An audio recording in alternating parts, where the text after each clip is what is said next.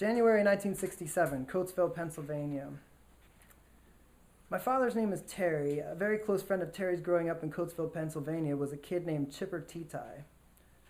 Chipper's a great storyteller, very funny, very generous with his kindness. He and another Coatesville childhood friend of Terry's named Jim Durborough came over to my parents' house in Baltimore the day after Terry died and told my sisters and I stories. We'd heard them all 100 times before, and I hope I get to hear them again.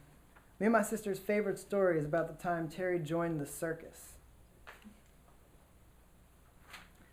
It was a cold winter morning in 1967, and Chipper had been depressed about a girl or something like this. The best thing about Chipper was that he was funny. He loved life and he loved to laugh, but he hadn't laughed in weeks. This was unacceptable to Terry, so he decided to solve the problem. He would take Chipper to the circus, which would cheer him up somehow. All it takes is a change of scenery and one little laugh to turn the tide. Trouble was, he didn't have enough money for circus tickets. So Terry rounded up Chipper, Jim Durborough, and another kid named Bob Montgomery, and drove from Coatesville, Pennsylvania to Philadelphia to attend the sulky horse races. Sulky racing, or harness racing, is a kind of horse racing where the jockeys ride behind the horse on a little chariot. Terry maintained that all sulky horse races are fixed. The plan was to get inside information, then place a bet on a long shot and win back enough money to go to the circus. So when they arrived at the racetrack, Terry and Bob snuck into the jockeys' locker room, stole some jockeys' costumes, put them on, and drank beer for a while with the other jockeys. Whether or not the jockeys believed Terry and Bob were actually jockeys or just found them charming is unclear. But the races were fixed, and they did talk about who was going to win.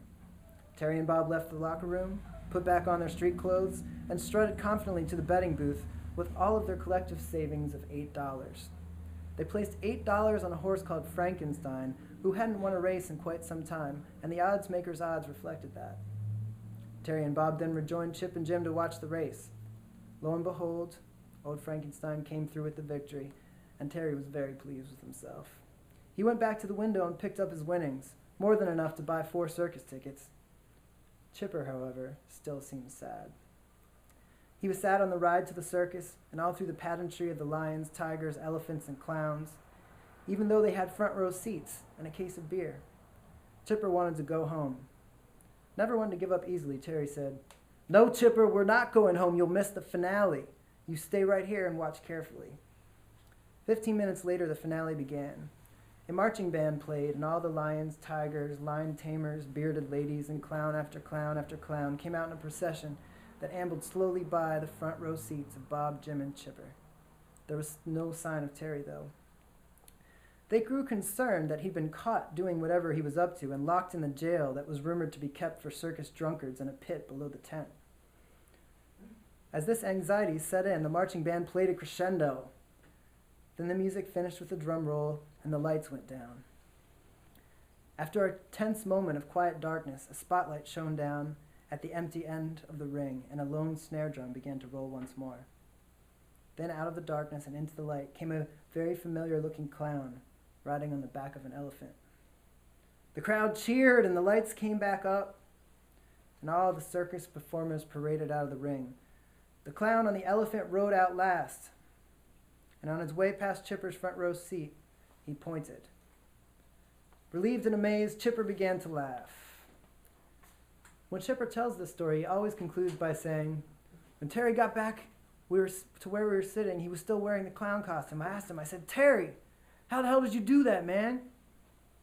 'I just pointed,' he would always answer. 'Your old man was crazy.'" Baltimore County, Maryland, circa 1989. When I was in 6th grade, I had a mullet haircut like a race car driver, and oversized front teeth like a beaver. I was very small and skinny. One day I was feeling bored with the arbitrary nature of what constituted one's identity and the lack of critical thinking of my peers on the subject. Moreover, it was 1989 and I was terribly fascinated by the rock and roll band Guns N' Roses. So I told everyone in my middle school that Axl Rose was my bastard half-brother via a yard baby situation left behind by my father's college days. I could do a pretty good impersonation of Axl's dance moves. Even so, my social experiment was met with mixed reviews. I didn't care, though. It was Baltimore County in the mid to late 1980s. The radio played exclusively insultingly boring music like that song, I Had the Time of My Life, from the Dirty Dancing soundtrack, over and over.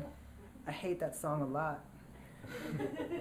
There was no internet to expose me to new things, and I had no cool older siblings, and I lived far away from the library. My parents had a good record collection of Bob Dylan and the Beatles and Rolling Stones and this kind of stuff. I enjoyed those records, but as a young person, I craved a band to call my own. Enter Tim Gardner, who lived up the road a piece in this neighborhood called Greencroft. Tim and I shared a rather fervent interest in trouble. And he was 2 years older than me, and he did have older brothers, and they introduced me to a number of very fine things over the years. The first, and probably most influential, was a cassette tape called Appetite for Destruction.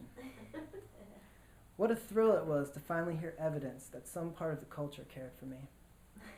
Finally, there were people on the radio and MTV who, both in the messy, reckless nature of their music and in the decadent disasters that were their public lives, expressed what I yearned for so deeply in my heart. Jangling jewelry and tattered punk rock clothes borrowed from the closets of beautiful strippers, all purchased with the currency of madness, stirred up from a stage with a view of the whole wide world. What more could an 11-year-old dream of?